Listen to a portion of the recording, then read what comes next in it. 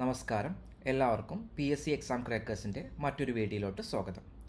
നമ്മൾ ഇന്ന് ഡിസ്കസ് ചെയ്യാൻ പോകുന്നത് പ്രീവിയസ് ഇയേഴ്സിൽ വന്ന ചില ഇമ്പോർട്ടൻറ്റ് ക്വസ്റ്റ്യൻസ് ആണ്. നമുക്കാദ്യം ചോദ്യത്തിലോട്ട് പോകാം.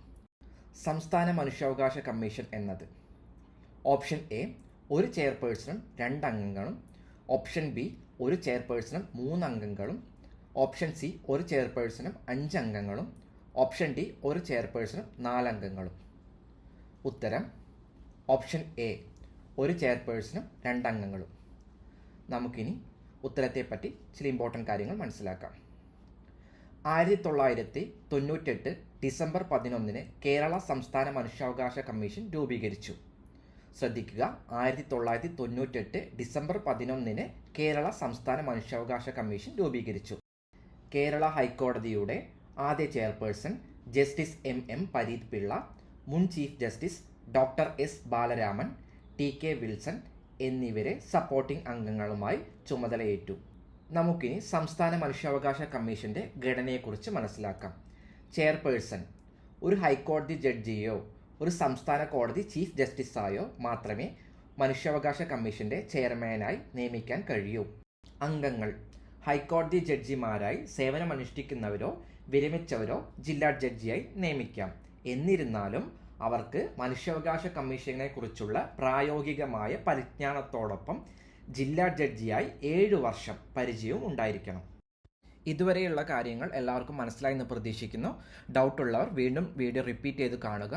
അതുപോലെ തന്നെ നിലവിലുള്ള കേരള സംസ്ഥാന human rights commission chairperson Alexander Thomas ആണ്. നമുക്കിനി അടുത്ത ചോദ്യത്തിലോട്ട് പോവാം. താഴെ തന്നിരിക്കുന്നതിൽ ഏത് സ്ഥലത്തെ കണ്ടൽക്കാടുകളിലാണ് കടുവകളി കാണപ്പെടുന്നത്? Option A Tamil Nadu, option B Paschim Bengal, option C Nagaland, option D Punjab. ഉത്തരം ഓപ്ഷൻ ബി പശ്ചിമ ബംഗാൾ.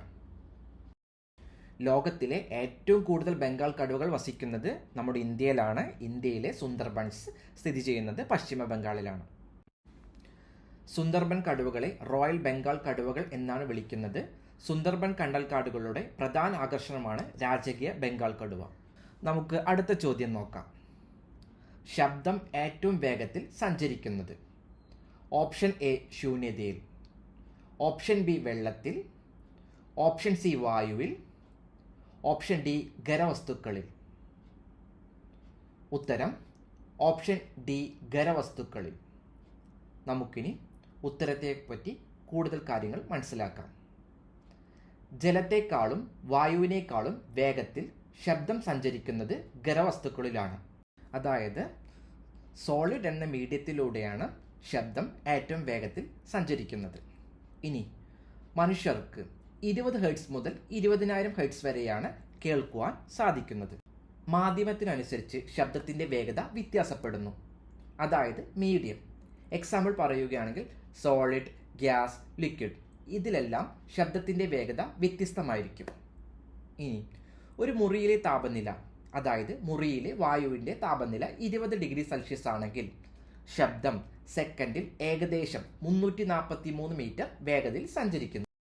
ഖരവസ്തുക്കളിൽ തന്മാത്രകൾ പരസ്പരം കൂടുതൽ അടുത്തും കൂടുതൽ ദൃഢവുമായിരിക്കും. അതുകൊണ്ട് തന്നെ ശബ്ദത്തിന് പെട്ടെന്ന് സഞ്ചരിക്കാൻ സാധിക്കുന്നു. എല്ലാവർക്കും വീഡിയോ ഇഷ്ടപ്പെട്ടെന്ന് വിചാരിക്കുന്നു. ഇനിയും ഇതുപോലെയുള്ള യൂസ്ഫുൾ കോണ്ടന്റുള്ള വീഡിയോകളുമായി വരാൻ ശ്രമിക്കാം. അതുപോലെ നമ്മൾ ഇന്ന് ഡിസ്കസ് ചെയ്ത ടോപ്പിക്കിൽ എന്തെങ്കിലും ഡൗട്ടുകൾ ഉണ്ടെങ്കിൽ വീഡിയോ റിപ്പീറ്റ് ചെയ്ത് കാണുക, മനസ്സിലാക്കുക. എല്ലാവർക്കും താങ്ക് യു. ബൈ.